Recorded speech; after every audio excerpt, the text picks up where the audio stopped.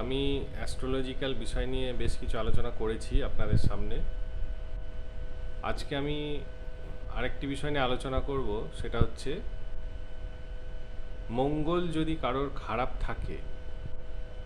আপনারা দেখবেন অনেকে বিভিন্ন রকম রক্তপাতজনিত সমস্যায় ভোগে, কেউ বড় অপারেশন যোগ থাকে, বা পড়ে গিয়ে হাত পা ভেঙে যাওয়ার এরকম যোগ থাকে। এগুলো বিভিন্ন কারণে হতে পারে, সে তার গ্রহের অবস্থান অনুযায়ী সে ফলভোগ করতে পারে। তবে বিশেষ করে যদি মঙ্গলটা খারাপ থাকে, তাহলে কিন্তু এই সব রক্তপাতজনিত সমস্যা এগুলো হয়ে থাকে।